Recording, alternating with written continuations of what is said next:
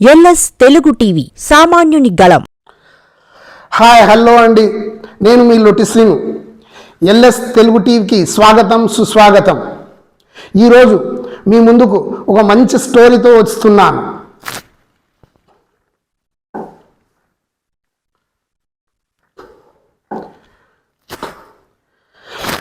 తెలంగాణ రాష్ట్ర అధ్యక్షురాలుగా డికే అరుణ. అవును, తెలంగాణ రాష్ట్ర బీజేపీ అధ్యక్ష పీఠం రోజుకొక మలుపు తిరుగుతుంది, రోజుకొక పేరు తెరపైకి వస్తుంది. గత 4-5 నెలల నుంచి రాష్ట్ర అధ్యక్షులు ఎవరవుతారని బీజేపీ శ్రేణులతో పాటు రాష్ట్ర రాజకీయాలను సైతం ఉత్కంఠ నెలకొంది. బీజేపీ అధ్యక్ష రేసులో ఇప్పటి వరకు చాలా పేర్లు వినిపించాయి.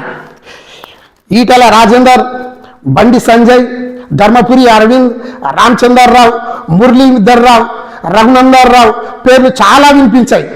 కానీ ముందు వరుసలో డికే అరుణ పేరు ఉందని తెలుస్తోంది. మహిళా నేతగా ఇప్పటికే రాష్ట్రంలో పలు దఫాలుగా మంత్రిగా పనిచేసిన అనుభవం ఉంది.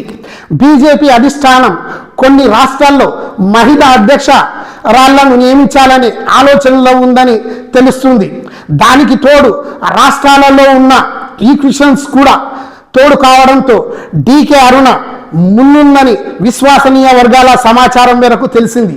ఇప్పటికే తమ నాయకునికి అధ్యక్ష పదవి కావాలి, మా నాయకునికి అధ్యక్ష పదవి కావాలని పలు సందర్భాల్లో ఎవరికి వారు వివిధ గ్రూపులుగా విడిపోయారు.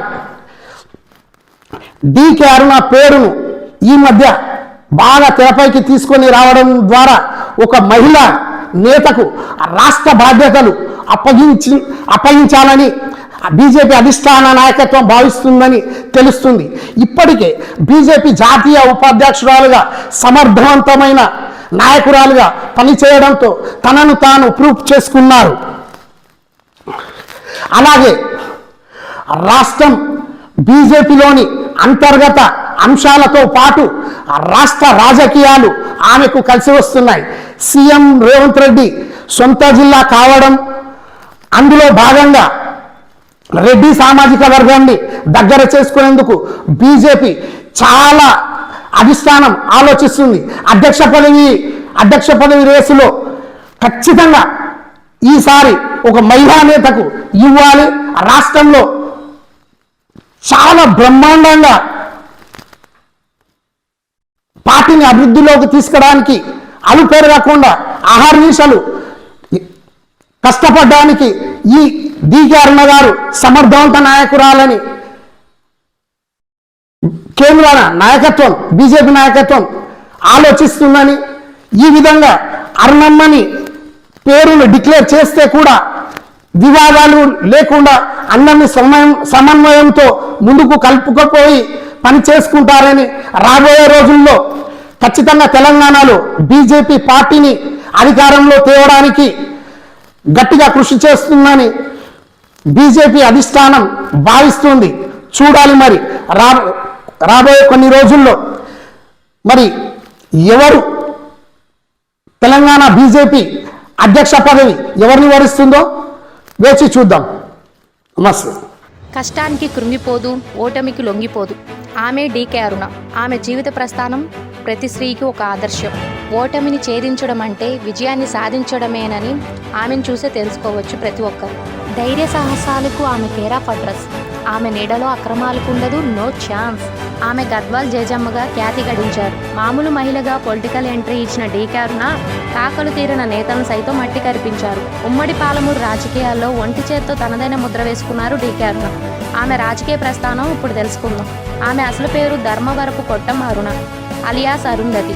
ఆమె రాజకీయాలు చూస్తూనే పెరిగారు. ఆమె తండ్రి ఎమ్మెల్యేగా ఉన్నప్పుడే మావోయిస్టుల కాల్పులో నారాయణపేట జిల్లా కేంద్రంలో తండ్రి చిట్టె నర్సిరెడ్డితో పాటు సోదరుడు చిట్టె వెంకటేశ్వరరెడ్డిని కోల్పోయారు.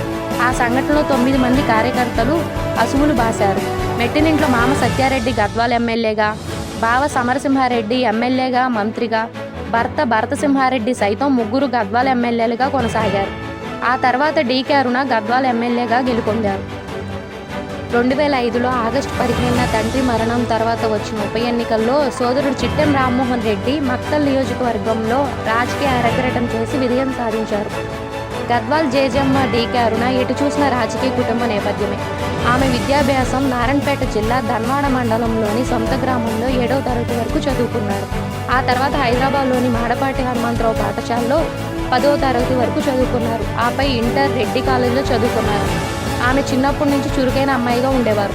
ఎన్సీసీ వంటి సేవా కార్యక్రమంలో ఆమె చురుగ్గా పాల్గొనేవారు. డిగ్రీ పూర్తి చేసిన తర్వాత డీకే భరతసింహారెడ్డితో పెద్దల సమక్షంలో వివాహం జరిగింది. వీరికి శ్రవంతి, శృతి, స్నిగ్ధారెడ్డి 3 కుమార్తెలు, 3 కూతుర్లకు పెళ్లిళ్ళయ్యాయి. డీకే అరుణకు 4 సోదరిమణులు ఉన్నత చదువులు చదివినప్పటికీ డీకే అరుణ మాత్రం రాజకీయాల్లోకి వచ్చింది. ఆమె రాజకీయ జీవితం. ఆమె మొదటిసారి కొల్లాపూర్ నియోజకవర్గం పరిధిలో పాన్గల్ మండలంలో జెడ్పీటీసీగా పోటీ చేసి విజయ దుమ్దూపి మోగించారు.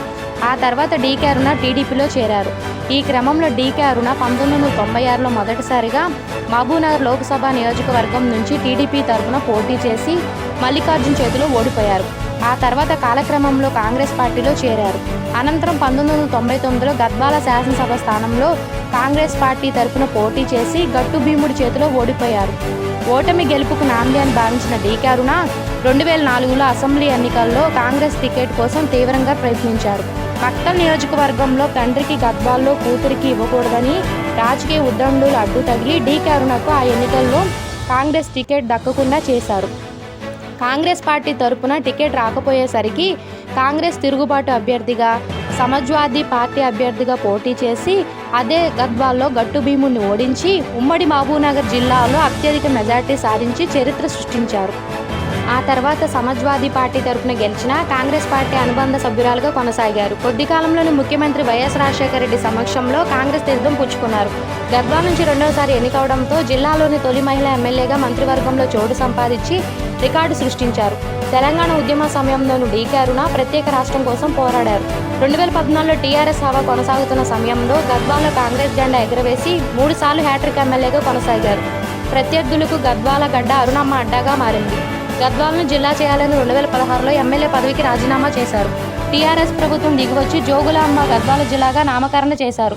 జిల్లా సాధించడంలో డీకే అరుణ రాష్ట్రంలోని ఒక ఫైర్ బ్రాండ్గా కొనసాగారు. ఇంతటి నేపథ్యమైన చరిత్ర ఉన్న డీకే అరుణకు తెలంగాణ బీజేపీ రాష్ట్ర అధ్యక్షురాలుగా సమర్థంగా తమ విధులు నిర్వహిస్తారని తెలంగాణ ప్రజలు భావిస్తున్నారు. చూద్దాం రాబోయే రోజుల్లో కేంద్ర బీజేపీ అధిష్టానం ఏ నిర్ణయం తీసుకుని ఎవరిని రాష్ట్ర అధ్యక్షులుగా కొనసాగిస్తారో త్వరలోనే తెలుస్తుంది.